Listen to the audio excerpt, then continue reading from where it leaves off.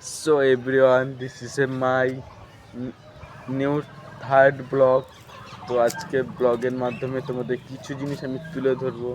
সেই সব জিনিস হচ্ছে, আজ থেকে আমি 1.5 বছর আগে আমার ছাদ বাগানে কিছু গাছপালা লাগিয়েছিলাম।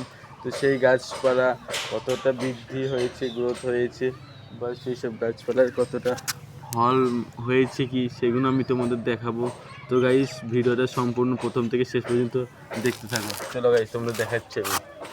গাইস, এই যে একটা ফল গাছ, তো এটা কাঁটা কাটা হয়, 3 কোনা হয় ফল গাছটা, প্রত্যেকটা কোনায় কোনায় কাঁটা থাকে।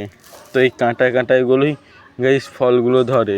তো গাইস, দেখতে পাচ্ছ আমি আজ থেকে 1.5 বছর আগে শুধু এই জাস্ট এইটা লাগিয়েছিলাম। তো এইটা থেকে কতটা ডাল বার হয়েছে গাইস দেখতে পাচ্ছ। তারপরে আমি এইখানে একটা লাগিয়েছি, এই যে তো এইটা থেকে কতটা বার হয়েছে। আর এই যে অ্যালোভেরা গাছ লাগিয়েছি আমার ভাই। আর গাইস, আর একটা গাছ দেখাচ্ছি তোমাদের। এই গাছটা কি গাছ, এটা আজ থেকে 1.5 বছর আগে লাগানো।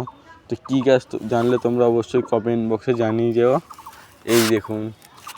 আর গাইস, এই গাছটার একটা জিনিস হয়েছে, তোমাদের দেখাচ্ছি, চলো গাইস। এই যে দেখতে পাচ্ছ গাইস, ফুল হয়েছে গাইস।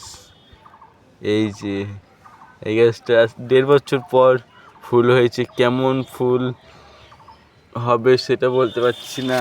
তো গাইস, যখন ফুলটা হবে, ফুটবে, তখন আমি তোমাদের দেখাবো। আর গাইস, এই একটা ড্রাগন ফল, এইটাই দেখুন গাইস, একটা জাস্ট ডাল, তো কতটা